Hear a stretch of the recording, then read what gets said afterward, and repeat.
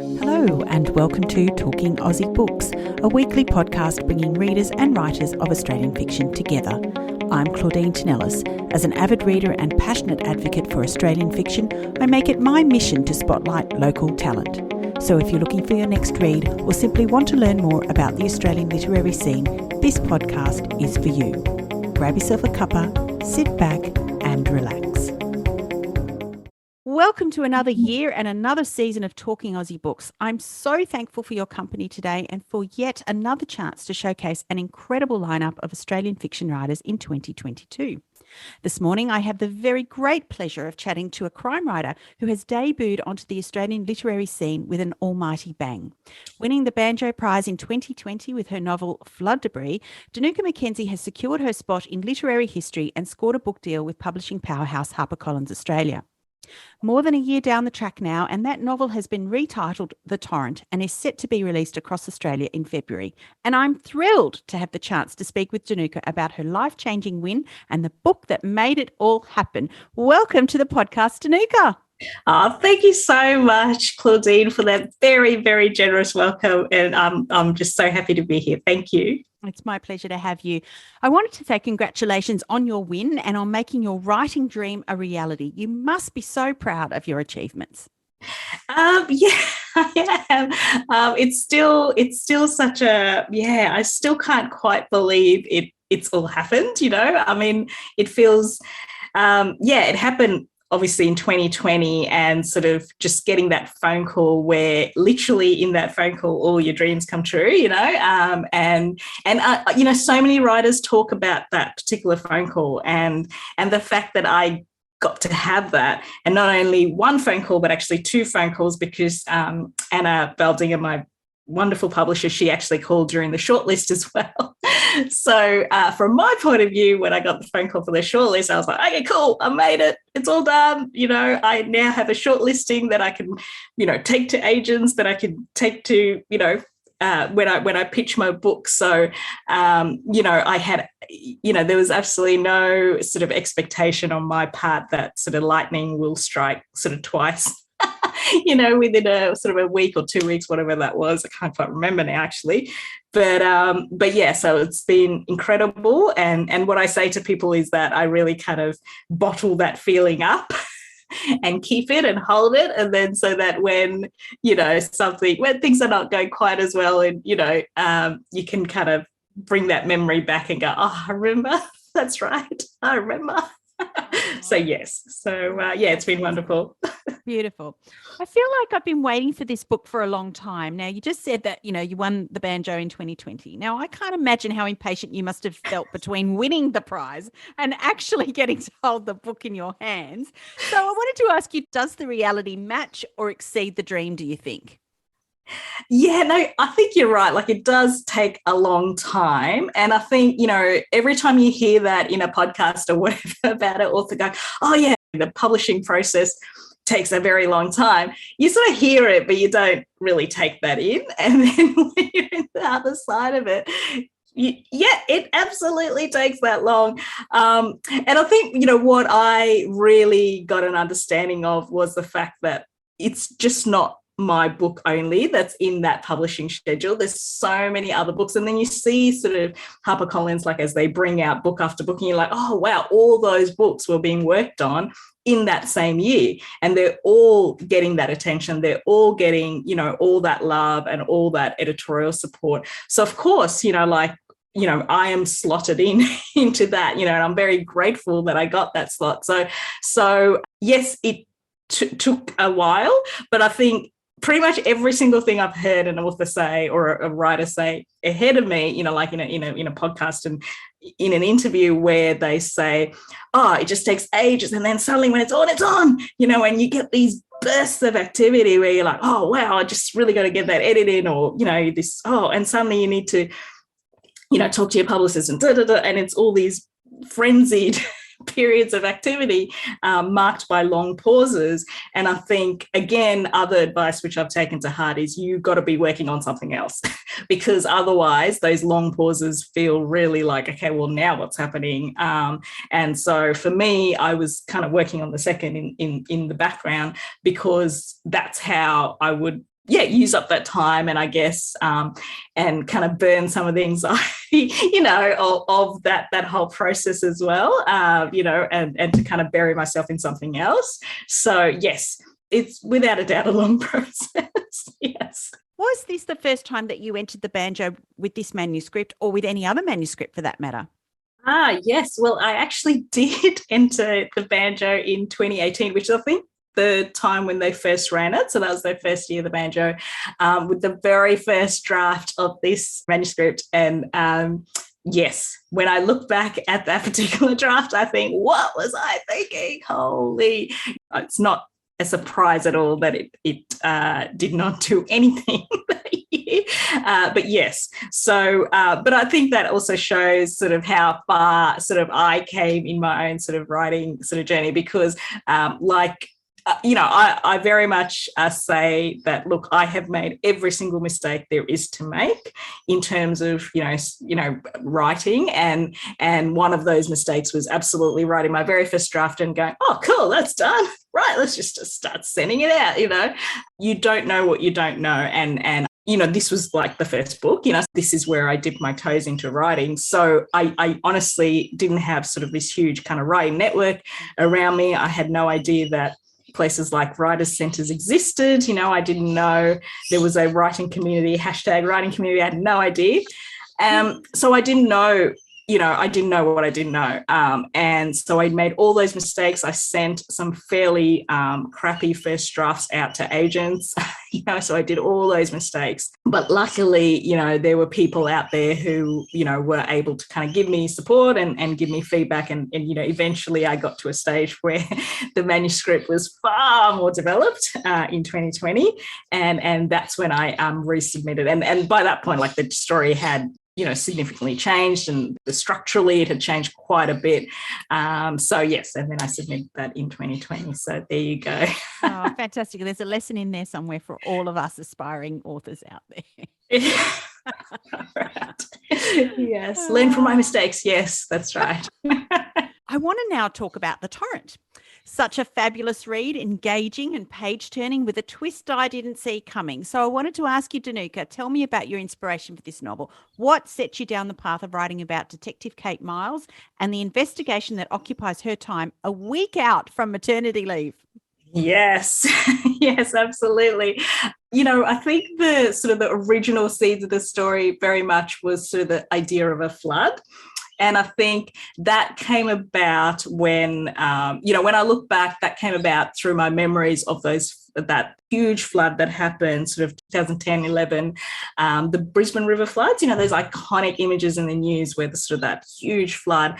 And I think when I saw those kind of images, I was like, oh, I didn't realize really the power of the water, what it can actually do. And then sort of a few years down the track, when I was really starting to, I guess, think about writing and trying to play with a few ideas, that those images kind of came back to me, and I went, wouldn't sort of a natural disaster or a flood kind of be a good sort of setting or a good catalyst for sort of a crime type novel? So that's kind of, I think, that first seed, or certainly the seed for that idea. In terms of the character itself, so Kate Miles as the character, I think Kate was very much a reflection of all the issues that I was going through at the time and I was trying to process at the time. So I was, a mum of very young kids. I just had my youngest, and I was very much in the throes of that overwhelming kind of, parenthood type situation of young kids, and also very much trying to juggle my work life and motherhood, and so and constantly being pulled either way.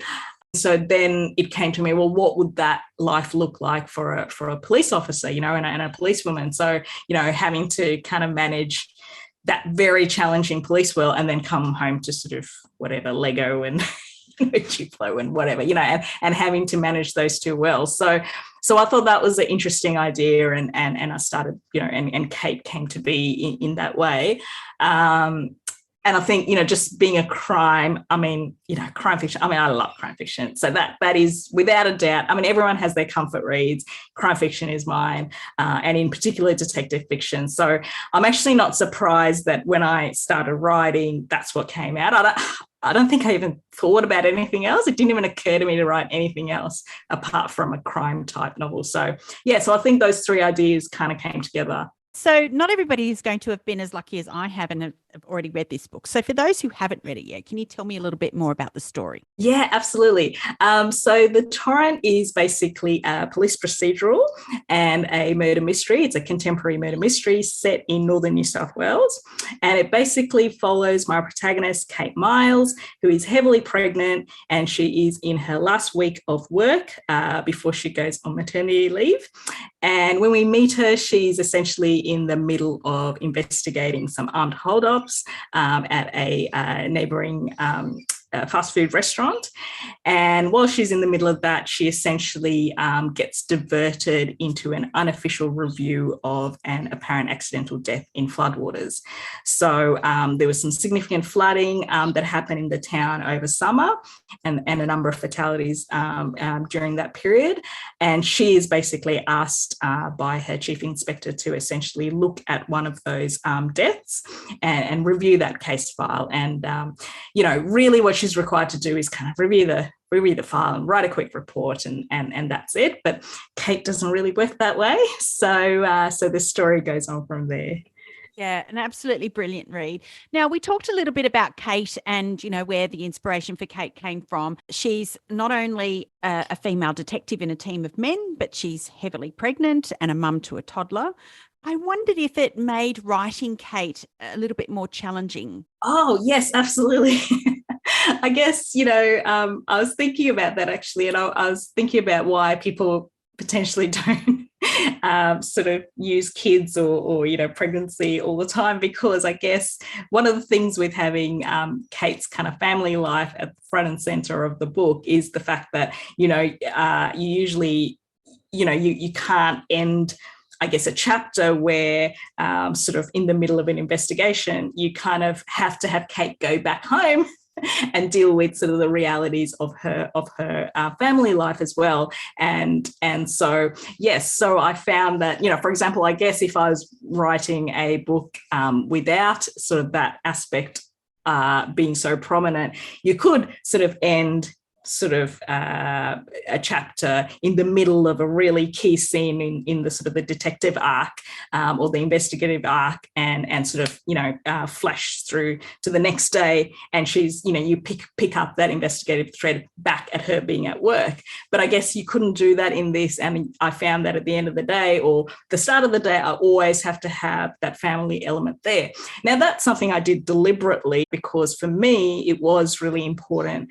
I guess my starting off point was to have a relatable woman there front and center, a relatable everyday woman, because for me, I didn't want her to be like a femme fatale or a, fatally flawed or sort of did jiu-jitsu in, her spare time and all that kind of stuff, those kind of tropes that are there. I want her to be a version of the women I see every day in my life, which is professionally highly competent and juggling a million things.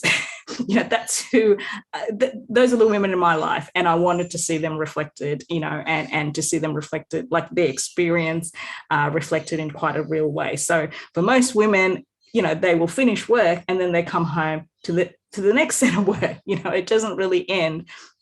And so for her, yes, she's a police officer, but I wanted to show that other side of her life as well. Now, speaking about relatable, everyday female characters, the thing that came across for me about Kate was that, like so many other high achieving or high performing female characters, there's a constant struggle to balance home life and career. But there is, for Kate, the guilt that she feels for wanting to do her job well and also wanting to be a good parent. I think it's fair to say there are some frightening moments in this book where Kate puts her body and her baby on the line while carrying out her duties, and that she fails to accept that she has limitations to what she can do.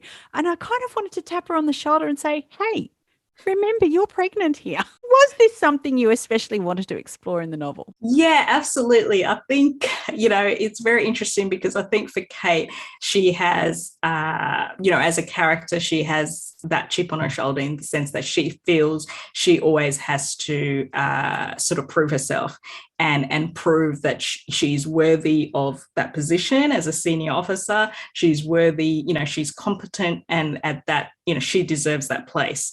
And so she's always has this kind of, whether it's explicit or implicit or whether she's even aware of it, she's always trying to prove herself. So yes, there is that element. And I think, certainly I think she definitely pushes her body and she pushes that position potentially further than, say, I would take it. But at the same time, some of those experiences are certainly based on my own, in the sense that, I very much, I absolutely appreciate that, everyone has a very different pregnancy experience. So I certainly am not speaking for everyone, but certainly in my case, I have that experience of working right till the end. I specifically have a memory of being very pregnant, lying on the couch, doing an all-nighter because we had the deadline, and the deadline doesn't move. You just had to meet the deadline. So I absolutely had those experiences of just doing that. And I think that's also partly my personality as well. And so Kate got a lot of those things. At the same time, I would say that I did recognize my limits, and there were certain things absolutely knew when to say no to. I think Kate, she obviously pushes that boundary a little bit more, and has to sort of deal with the consequences of that. But yeah, so obviously it's certainly autobiographical to an extent. I love but it. After a certain point, Kate becomes her own person. Absolutely.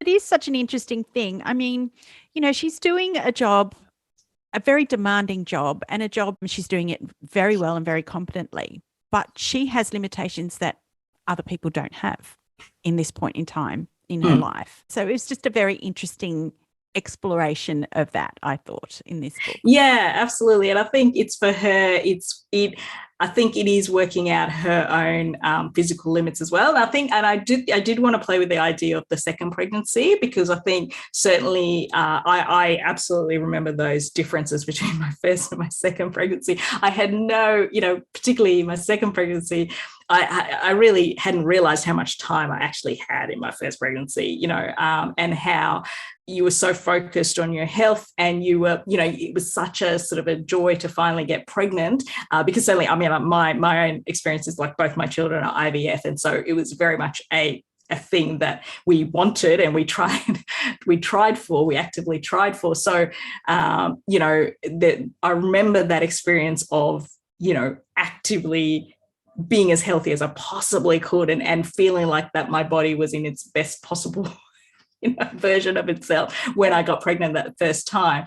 Whereas the second time around, it was far looser. Even though I went through IVF then as well, it was just busier. I had a young child already. I was managing, work around IVF appointments, around, all this kind of stuff. And you just didn't have the time. And I remember feeling the guilt that I wasn't swimming as often as I was with my first, and I wasn't doing all that stuff. And so I imbued some of that to Kate, because you want to replicate this perfect experience that you gave to your first child, or what, and all these ridiculous ideas that you have in your head as a parent, these expectations that you absorb, from yourself and from society and all the rest of it. But, you feel guilty for not having recreated this perfect version again.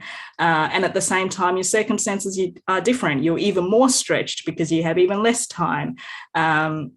And you're still trying to do all this stuff. And I guess, and particularly for I guess that situation of a woman having carved out a very successful professional life, and not having to apologize for being ambitious about that, because certainly a man does not have to apologize for being ambitious, and for being successful in that. And part of that success is most likely having given more time than she probably had to, right? So she's already built a reputation for herself as someone who goes over and beyond it and does that hard work and puts in. And then suddenly you've got a reputation to maintain, or a standard that people expect from you.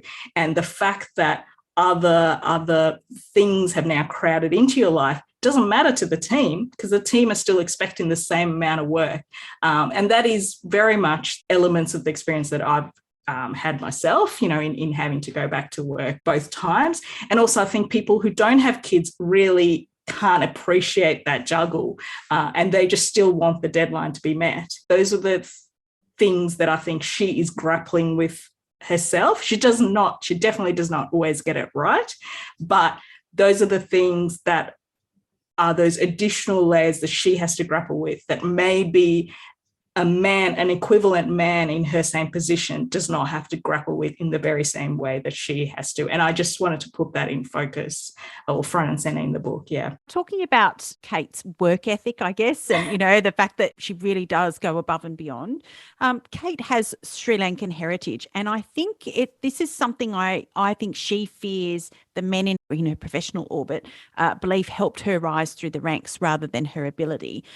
Tell me about that and why you wanted to address this in the book. Yeah, look, I think, her being a person of colour, I guess, it was sort of an additional layer, I guess, just as you say, that I wanted to put onto her in terms of, I guess, where she felt she needed to prove herself. So from her point of view, obviously she's born in Australia, but she has South Asian heritage. So for certain people in the community, her skin kind of talks for her or comes ahead of her. So she gets into these encounters where, people ask that inevitable question, where's she from? And those kind of encounters are stuff that I've had myself, and where people ask me that, but wouldn't necessarily think to ask that same question of, white passing people around them who also, have heritage where they have migrated to Australia, but that question doesn't necessarily get asked.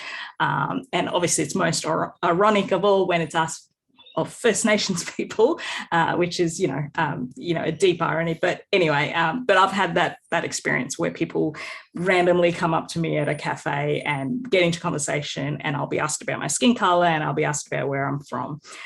So I think, that those kind of elements which I put in the book were just an idea of that jarring of how you see yourself versus how certain elements of the community may view you. And I guess it was sort of a very gentle nudge to kind of ask readers to consider what lenses they use to see the world around them, and whether they see sort of the people, their fellow citizens, I guess, as Australians or Australians with a qualifier, So, yeah. Most of the book is written from Kate's point of view, and we have two timelines. We have a then and a now kind of split, but most of the contemporary point of view is from Kate's perspective. And you explore the ins and outs of investigating the McDonald's stabbing case, essentially. So I wanted to know, and as you said, it's a police procedural. So how much research did you have to do to bring Kate's experiences to the page? Yeah, absolutely. So, I mean, it was complete naivety to write a police procedural and then realize sort of 3 years down the track going, better get all these details right. Oh, dear. Anyway, as I said, I mean, the reason for writing it was very much my love of that kind of book, and I didn't really think about it much further than that when I started writing it. But in terms of the procedural side, so I'm very lucky. So I've come from a sort of a very cop-heavy family. So my husband is an ex-cop. My father-in-law is an ex-cop. My husband's uncle is a retired cop, and also a very close friend of ours is ex-cop, and he has retrained as a criminal barrister, and he's currently working in that area in New South Wales. So for me, I specifically went to him to kind of get that police procedural review. So he actually reviewed the whole manuscript and absolutely corrected various, sort of the offences, the names of the offences and all sorts of things. He actually corrected a whole bunch of stuff. And so that was really, really useful. And I'm, very, very grateful to him for that. That was incredible. And also actually then we have a neighbour as a cop. My goodness. So yeah. I need to move to your suburb. I know. So then I basically, you know, like if I had kind of questions, I would kind of text him to go, oh, da, da, da, is this still current? Is it, you know, because the thing with my husband and obviously his dad obviously is the fact that, you know, they've been cops. So they kind of give me sort of like a general kind of idea, but it's been ages. Like they've, you know, that was sort of ages ago. So it wasn't contemporary in that sense. So I would often like write certain things based on my own knowledge as well, just, you know, obviously Google research, but also just the fact that I've read so many detective novels and I've watched so many detective series. I kind of like had a basic flow, but then when it came down to the details, I absolutely checked them, and then all remaining mistakes are absolutely my own. So yes, yeah. So as mentioned, this book is set in northern New South Wales in the border town of Tweed Heads, and until recently I'd never been there. So I wanted to ask you what prompted you to set the story there? Yeah, absolutely. So basically, I mean, so my starting point was very much I needed a location that would have big river floods. And as I said, my original inspiration was certainly the floods that had happened sort of in southeast Queensland, northern New South Wales. So I was immediately drawn to that area anyway as a starting point.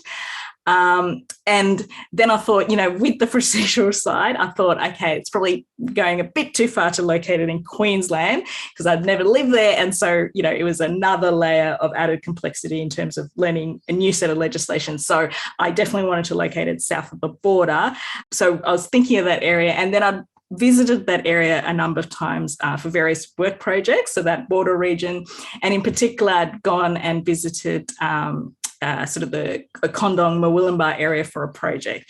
And that was when I was first starting to play around with ideas. And I thought, hang on, Tweed River floods. It's this area, you know, so that's kind of where that started. But then in saying that, I was very careful to absolutely want to make it a fictional town because, you know, I mean, I hadn't, you know, lived there for any length of time or anything like that. So I was very, you know, I wanted the flexibility of a fictional town. So it's its own universe, obviously based on that area. So yeah. Fantastic. Now, I think the other really powerful motif in this novel is grief. The different experiences of loss in the novel, a parent who loses a child, a boy who grieves the loss of his first love, the death of a spouse, so many levels of loss. And yet grief affects us all in different ways, doesn't it? Yeah, absolutely. I think that was a really important thing that I wanted to grapple with. Annette's grief in particular, you know, I think, again, because I was in the throes of very, you know, that parenthood and having those very young kids and thinking about, you know, how precious they are and then putting myself in that position of, oh, what if I lost them? You know, so it was, I think for Kate as well, that was part of her motivation because, you know, she has these young kids and she's just about to give birth to another child. And so, you know, she felt very strongly that mother's kind of grief for the loss of her child. And so it felt very much like something she felt she had to follow. You know, she really got it in that sense. And she kept thinking about, well, you know, you never know how grief is going to affect a person. You know, some people, I don't want to give any spoilers, but obviously the key antagonist in the project also, in the book rather, not the project,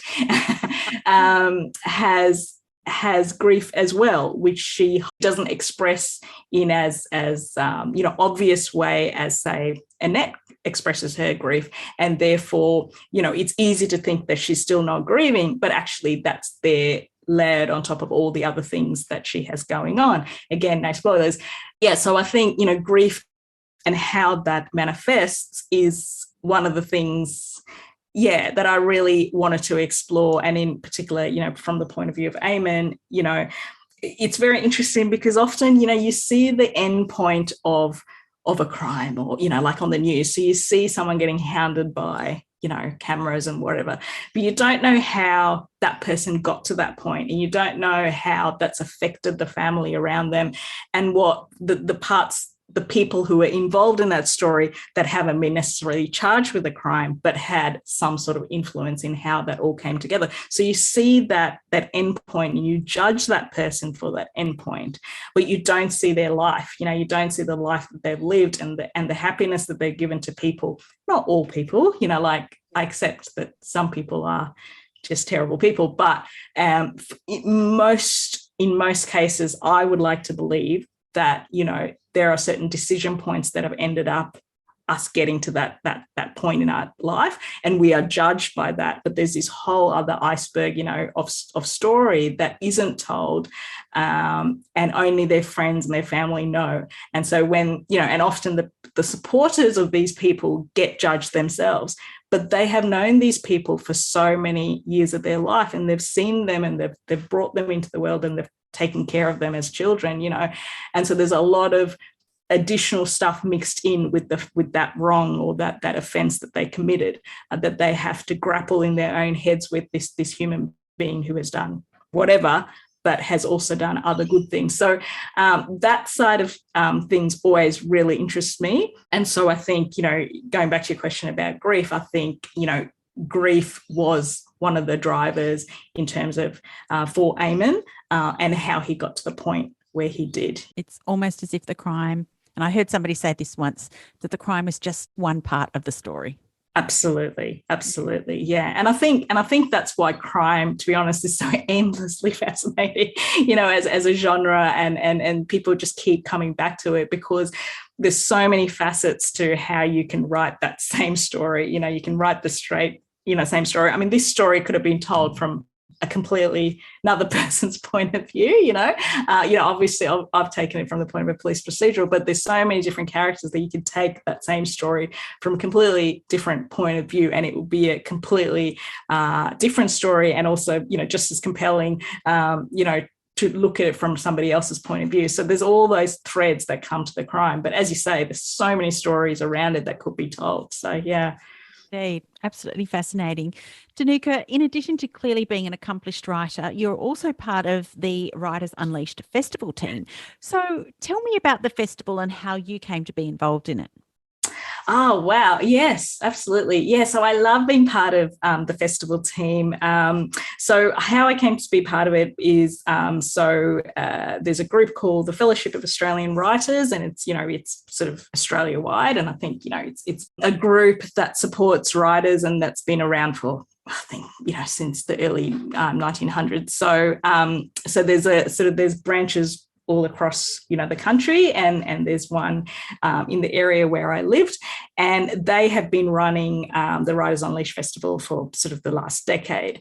And so when I was sort of dipping my, feet into writing, and I guess looking around in my local area for other people who are, like-minded people who are kind of interested in writing books, that were kind of in that same journey or path that I was on, I looked around and I found these guys, and I joined up, and me being, who I am, I can't help myself. So I'm like, oh, cool, there's a festival. All right, cool. I might be part of that as well. So I started, helping out with sort of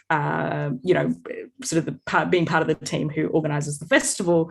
And it's been an absolute joy, because you exactly that, like, you get to meet all these people who are, are like-minded in the sense that they love writing just as much as you do, and they want to get better at it just as much as you do. And very much, I guess, the part of Writers Unleashed is very much that focus on aspiring writers and emerging writers, and trying to improve that skill set. So very much our programming is, has that focus, but it's also, obviously a place for readers to meet their, their favorite authors. So yeah, that's been an absolute joy to kind of see it from the other side. And what I will say is, it's certainly, you never take, after having worked as part of that, you never take sort of community organisations for granted anymore, because far out the amount of volunteer power that goes into making something like that work every single year. There's so many organisations that are basically built on that volunteer power, and just don't get sort of funding support or whatever. And you know that, Claudine, because, you guys are part of Northern Beaches Festival. So, you know exactly what I'm talking about. It's been incredible, actually. Yeah. How important do you think being part of a writing community was or is to your publishing success? That's been pivotal, to be perfectly honest. I mean, as I said, like when I first started writing this and when I put my first draft down, I honestly knew no one. I genuinely did not know that the writing community existed. And so when I first started sort of getting feedback on this manuscript, I really went to sort of, a manuscript assessor, because I just didn't know what was out there. And I slowly started doing sort of workshops, and I joined social media. And through that, I really started discovering, oh, wow, there's this huge community out there of people who are willing to support you and are so incredibly generous with their advice and just giving you, like you can message them and they message you back and it's like, what? and just going to events and supporting other authors and just knowing what's out there. Everyone is just so incredibly generous and happy for us all to succeed. You know what I mean? And I think that has been that incredible thing I've found about this community, because I've, coming from a very corporate world in my professional life, clearly there's a that's not how the corporate work world, which is quite competitive. So it's been an absolute joy, to really discover this parallel world that exists, that largely exists to support everyone and make sure everyone, gets that benefit. So it's been amazing. Yeah. So Dinuka, you know what I'm going to ask you next, right? Given your success over the last couple of years and your debut book just about officially in the world, what tips would you offer aspiring authors out there who have a goal to be published like you? I've organised 3 tips because I think that's what you require, Claudine. So not require, just suggest, perhaps. Just suggest, yeah. So look, I mean, I was actually thinking about one of the 3 things, what I found most useful. And I think, one is, and I think this has been talked about a few times, but about finding the process that works for you, because there's so much advice out there and it can be very loud and it can be very overwhelming. And if you kind of start comparing yourself and go, oh God, that person's writing 1,000 words a day and that person's doing this and and this person writes, 2 books a year and whatever, it can be overwhelming because you start thinking, well, you can't do that.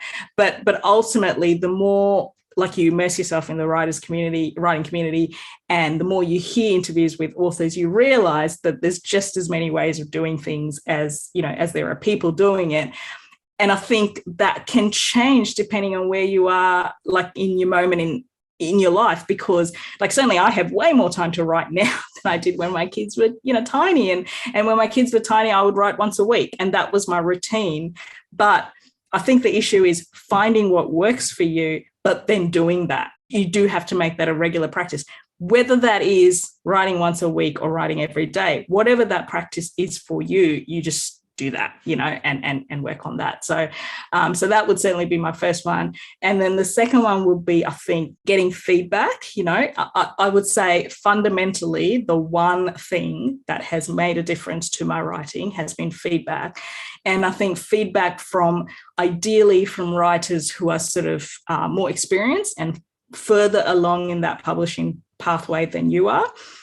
Because they will see things that you will not see, and they will see things that potentially writers maybe who are just starting out just like you won't see. So you won't get that same level of feedback. And I think if you can get sort of feedback from people ideally writing the same genre as you, that's even better. And getting a wide variety of feedback so you get different people's ideas on things, because that's what a book is going to go. It's going to go out in the world and reach a whole range of readers. Okay, it's not going to read just a few little readers. It's going to, and so to get that broad range of feedback is really helpful to work out. You don't necessarily have to take all that feedback on board, but it's just to see, okay, well, what is working? And if a lot of people think certain thing is working, it probably is. And if a lot of people think that that character is just not working and shouldn't be there or whatever, or they all got bored at this one particular moment in your manuscript, well, it's probably not working and you probably need to look at that again. So I think that has been, that feedback and a wide range of feedback, if you can, is amazing. And I'll say the last thing, which I found is, I guess you need to be prepared for the fact that your anxieties won't necessarily go away when you achieve your dream. I have found this to my, great kind of, I guess detriment or whatever the word, I can't find the right word, but, it's been sort of, you think when your whole aim is to achieve this publishing dream and that's all you're working on, and you think, once someone gives me that validation, i.e. once the industry or my publisher gives me that validation, it'll be fine. I will then believe in myself. Turns out not so much. Turns out that those same doubts, those same insecurities live with you. And actually you as a person have to find a way, a process of dealing with that because that will live with you no matter what. So that's a lesson that I have absolutely learned. It's actually not for the outside world to give you that validation. I mean, now I sound like a self-help book, but turns out it's true. So, yes, and you got to kind of work that out for yourself. So, yeah. Bless. That's wonderful. Thank you so much. 3 fabulous, fantastic, eloquent tips. Thank you very, very much. Thank you. Okay, so are you working on something else at the moment? You must be, because you told me you worked on your second novel. Yeah. So I've been very, very lucky. HarperCollins, they're so brilliant. So they have accepted the second novel in the Kate Miles series. And we're very lucky. I kind of managed to submit it ahead of the print schedule for the Torrent. So they managed to get a little sneak peek in at the back of the Torrent, so the final print version. So that's very exciting. So in theory, I will be editing that this year so that it comes out in same time 2023. And then I'm also I've got a lovely white blank page for book 3. So that I'm working on an idea, but certainly the writing itself hasn't progressed much. I have, to be perfectly honest, I have got distracted with this whole publicity stuff at the moment. But yes, so the intention is certainly to start working on the third for Kate. Yeah. That's wonderful. So Dinuka, if listeners wanted to learn more about you and your books, where could they do that? I have a website, DinukaMcKenzie.com, and I'm also on Twitter, Facebook and Instagram, all Dinuka McKenzie, so at Dinuka McKenzie. I think on Facebook I'm Dinuka McKenzie Writer, so it's DINUKA MCKENZIE. Dinuka, congratulations once more on a stunning debut in the Torrent. Such well-deserved success for a brilliant novel. And thank you so much for joining me on Talking Aussie Books today. Oh, no, thank you, Claudine. I love doing this and it's such a pleasure to be here with you today. Thank you so much. I appreciate it. That's a wrap, folks. If you enjoyed this podcast episode, please drop me a line via my webpage at claudinetinellis.com, via Instagram, Facebook or Twitter. Alternatively, consider leaving a review on Apple Podcasts, Spotify or Google Podcasts. Until next time, happy reading.